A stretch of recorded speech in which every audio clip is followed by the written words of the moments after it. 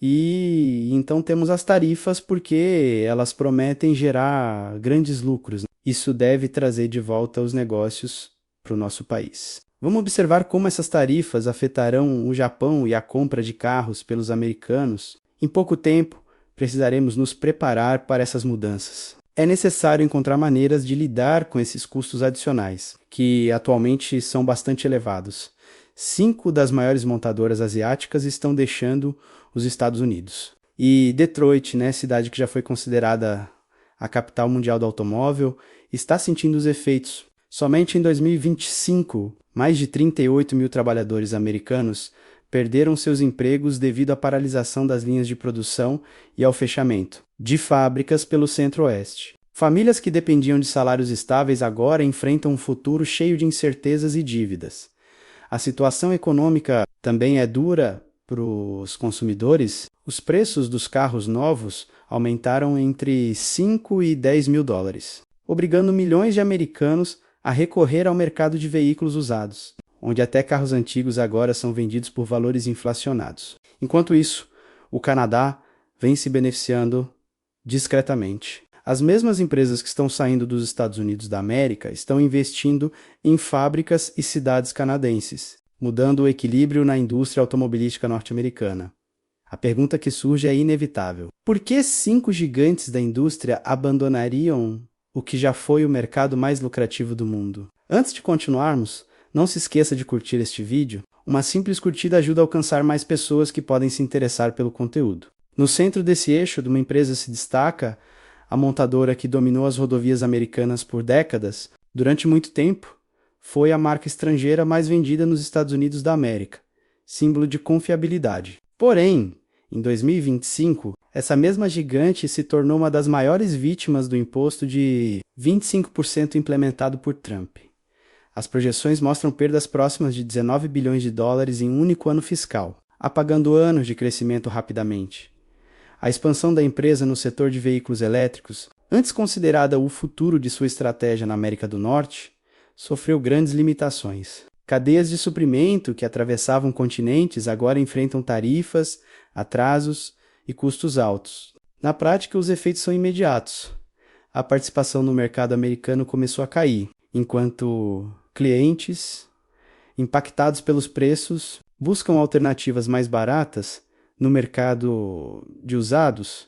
O que antes era uma base de consumidores fiéis está diminuindo silenciosamente. Agora, a marca avalia estratégias de saída. Canadá e Europa, com políticas mais favoráveis e cadeias de suprimentos estáveis, surgem como opções mais seguras do que o mercado americano que antes parecia inabalável. O antigo líder das estradas está aprendendo o que significa enfrentar dificuldades.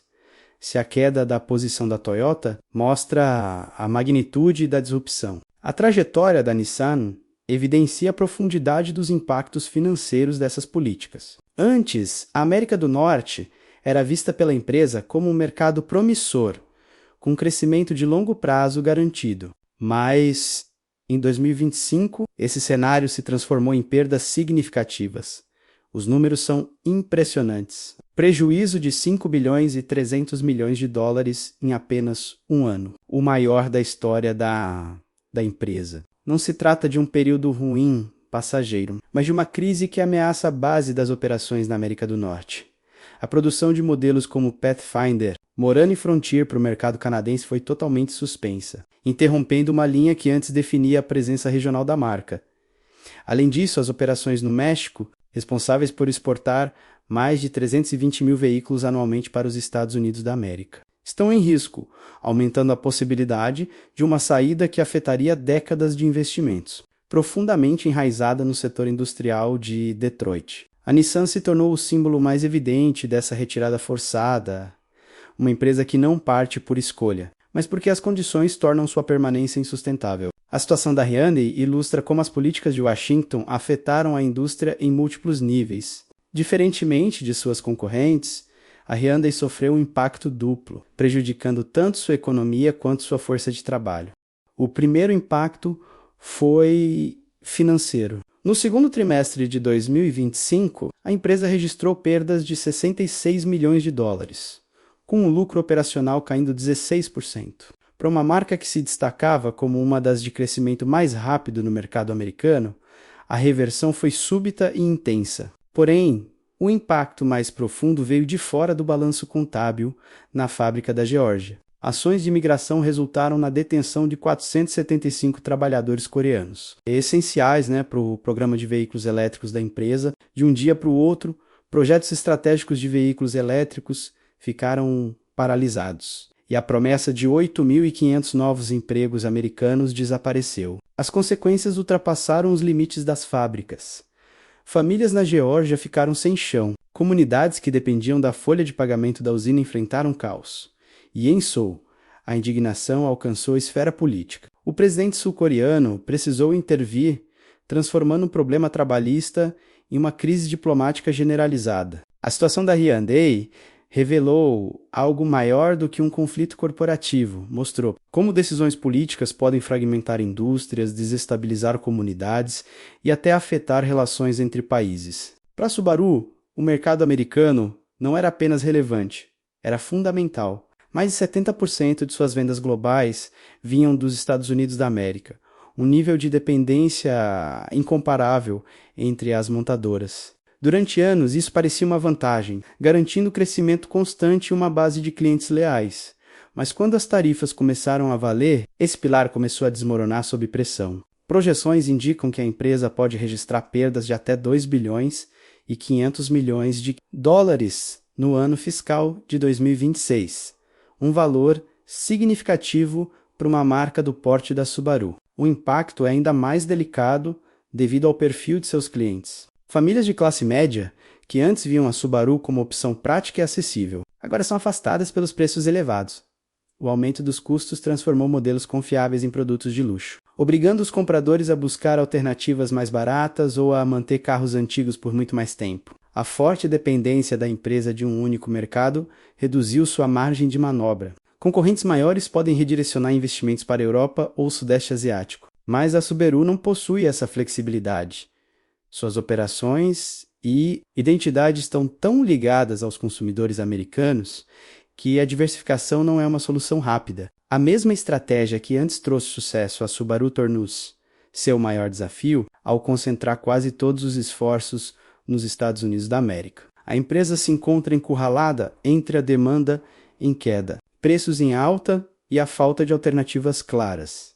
A Mazda, tradicionalmente vista como uma marca de nicho com clientes fiéis, também sentiu os efeitos em 2025, o que parecia uma presença modesta rapidamente se tornou vulnerabilidade, embora contasse com seguidores leais. A Mazda provou que nenhuma empresa é pequena demais para ser afetada pelo impacto das tarifas. Os primeiros efeitos vieram do Sul. As exportações do México para os Estados Unidos da América, antes cruciais para a cadeia de suprimentos da Mazda, caíram 54% em apenas 4 meses. Fábricas voltadas para o mercado americano ficaram ociosas, com produção bloqueada pelas tarifas. Os efeitos em cadeia se espalharam rapidamente. A produção destinada ao Canadá foi interrompida e recursos foram realocados em uma tentativa de salvar parte das vendas nos Estados Unidos da América. No entanto, mesmo essa medida trouxe pouco alívio, já que os lucros continuaram a cair devido aos custos mais altos e à redução da demanda. Enquanto isso, uma nova ameaça surgia do outro lado do Pacífico. Veículos elétricos chineses de baixo custo começaram a invadir os mercados globais, pressionando ainda mais as margens já estreitas da Mazda e ameaçando empurrar a marca para um esquecimento gradual. A situação da Mazda é preocupante. Nesta guerra comercial, a sobrevivência não depende apenas de tamanho ou reputação. Mesmo os participantes mais discretos podem ser atingidos pelo impacto durante meses. O debate sobre tarifas focusei nos lucros corporativos e nas mudanças nas cadeias de suprimentos internacionais. No entanto, os efeitos mais profundos recaíram sobre as famílias americanas. Em 2025, entrar em uma concessionária parecia mergulhar em outra realidade econômica. Preços que antes exigiam anos de economia dispararam repentinamente, com veículos novos custando entre 5 e 10 mil dólares a mais do que no ano anterior. Mesmo os modelos produzidos nos Estados Unidos, historicamente protegidos de disputas comerciais, sofreram aumentos médios de 3 mil dólares. O impacto não se limitou às concessionárias. Financiar um carro tornou-se um desafio, já que os credores reajustaram seus cálculos para refletir os valores mais altos. Parcelas mensais que antes eram acessíveis à classe média passaram a pressionar severamente o orçamento familiar. Para muitas famílias, o sonho de possuir um carro novo torna-se inalcançável, obrigando-as a recorrer a veículos antigos ou a manter modelos desgastados muito além do tempo previsto de uso. Essa mudança provocou um efeito em cadeia no mercado de usados. O que antes era uma alternativa mais acessível transforma-se em uma demanda frenética. Sedãs com mais de 10 anos de uso passaram a ser vendidos por milhares de dólares acima do valor estimado, enquanto utilitários e esportivos práticos desapareciam das concessionárias. Em questão de dias, pela primeira vez em décadas, um carro usado confiável passou a ter preço semelhante ao de um novo, pressionando famílias de baixa e média renda que não tinham alternativas. Ao mesmo tempo, as cidades industriais que abasteciam a produção enfrentam uma crise paralela, com o fechamento de fábricas e aumento de demissões. Economias locais inteiras entraram em colapso. Restaurantes, lojas e escolas, que dependiam de um fluxo constante de salários da indústria automobilística, ficaram vazios, deixando comunidades enfraquecidas. A retórica protecionista americana ofereceu pouca ajuda para amenizar os efeitos. O resultado é uma inversão do objetivo que o protecionismo prometia cumprir. Em vez de proteger trabalhadores e consumidores, ele aumentou os custos e reduziu opções, transformando o carro, símbolo de independência e da vida da classe média americana, menos em um luxo para poucos. O preço dessa mudança é alto, e ninguém estava preparado para arcar com ele. A saída de 5 montadoras japonesas e coreanas criou uma lacuna nos Estados Unidos da América, e o Canadá aproveitou rapidamente a oportunidade, tornou-se um novo polo de investimentos, tecnologia e contratos antes destinados a Detroit. Fábricas que poderiam ter sustentado empregos americanos agora estão sendo erguidas ao norte da fronteira, sinalizando uma mudança no futuro do setor. Para Detroit, as consequências são severas. Antes considerada a capital indiscutível da indústria automobilística global, a cidade agora se encontra à sombra do que já foi. Lotes vazios e fábricas ociosas lembram que liderança de mercado não é eterna e que o prestígio pode desaparecer tão rápido quanto os investimentos. O mundo acompanha atentamente o que antes era o mercado automobilístico mais seguro e lucrativo tornou-se instável e imprevisível. Isso levanta uma questão importante. Se a indústria automobilística pode sofrer tanto sob o impacto das políticas americanas, qual será o próximo setor a enfrentar instabilidade? Este momento não se refere apenas aos carros. É um ponto de virada para o papel dos Estados Unidos na economia global. Se os fabricantes estrangeiros não veem mais os Estados Unidos da América como porto seguro, o que isso significa para outros setores? De tecnologia a energia e a agricultura, menos que dependem da confiança e do investimento internacional? Poderia este ser o primeiro dominó de um colapso mais amplo